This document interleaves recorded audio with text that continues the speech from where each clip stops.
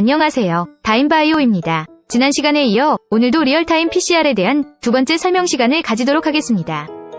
먼저 PCR을 할 때 포워드와 리버스 프라이머를 제작해서 복제가 될 DNA의 구역을 정해주면 PCR 산물은 그 고유의 길이와 G와 C의 결합이 존재하는 비율, 그리고 A와 T의 결합이 존재하는 비율이 정해지게 됩니다.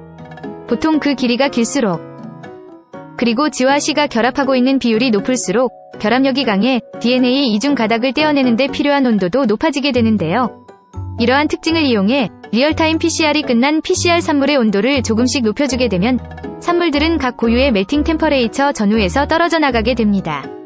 이러한 특징을 바탕으로 사이버 그린을 이용한 리얼타임 PCR이 끝난 후 다시 서서히 온도를 높여주면 특정 온도에서부터 DNA 이중 구조가 점점 분리되면서 떨어져 나간 사이버 그린이 빛을 잃게 되는데, 디네이처레이션으로 인해 빛을 잃는 이 온도 또한 각 PCR 산물마다 고유의 값을 갖게 됩니다. 따라서 이렇게 추가 실험을 해주면 내가 원하는 PCR 산물과 비특이적인 반응으로 일어난 PCR 산물에서는 조금 다른 곡선이 그려지게 됩니다. 이 곡선만 봐도 약간의 차이는 있지만 확실한 구분을 위해 추가적으로 여기서 온도가 높아질수록 나타나는 순간 온도의 변화값 델타 T당 순간 형광의 변화값 델타 플루어레센스 값을 봅니다.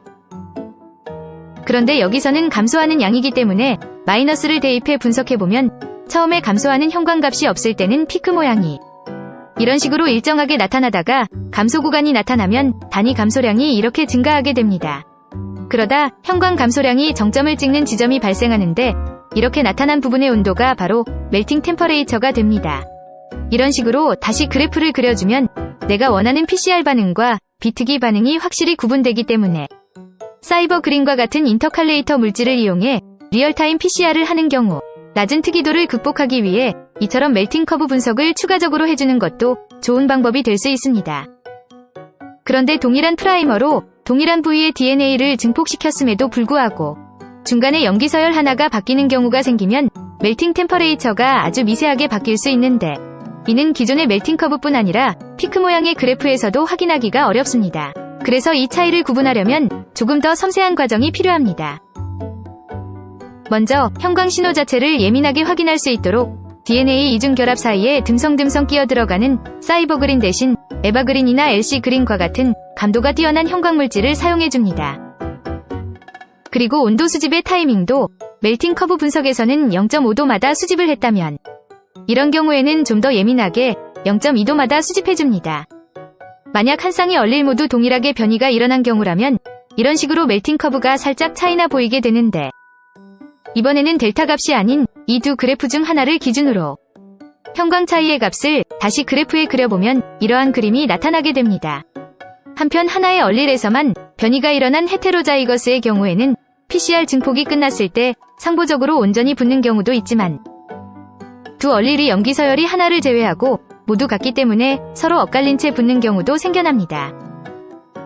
따라서 이 친구의 멜팅 커브를 그려보게 되면 처음에는 상대적으로 TM 값이 낮은 미스매치 가닥들이 먼저 분리되면서 서서히 형광 감소가 일어나다가 어느 순간부터 퍼펙트 매치 위 이중 가닥들도 분리가 일어나면서 급격한 형광빛의 감소를 보여주게 됩니다.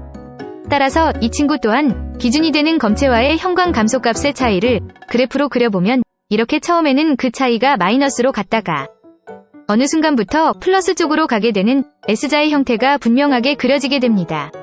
우리는 이 그래프를 통해서 와일드 타입의 호모자이거스, 두 얼릴 모두 변이가 일어난 호모자이거스, 그리고 한쪽의 얼릴에서만 변이가 일어난 헤테로자이거스 타입의 검체를 쉽게 구분할 수 있게 됩니다. 이 방법은 일반적으로 예상하지 못한 부위에서 변이가 일어났다고 판단됐을 경우 해당 부위의 프라이머나 프루브를 제작하는 것이 불가능하기 때문에 주로 사용하게 되며 단 하나의 뉴클리오타이드의 변화도 감지해낼 수 있기 때문에 고해상도 멜팅 분석, 줄여서 HRM이라고도 합니다. 이와는 다르게 그 위치가 예상이 가능한 SMP 부위의 염기 서열을 알아내기 위해 제노타이핑을 하는 경우에는 해당 부위의 상보적인 프로브를 제작해서 이를 붙여보게 됩니다. 변이가 예상되는 시퀀스에 상보적으로 이렇게 두 개의 프로브를 만들어서 각각 다른 형광을 붙여준 후 각 검체에 넣어 PCR을 돌려주면 예를 들어 1번 얼릴과 2번 얼릴 모두 SMP위 염기 서열이 A인 경우는 이런 색으로 나타나게 되고 모두 G인 경우에는 이런 색으로 나타나게 됩니다.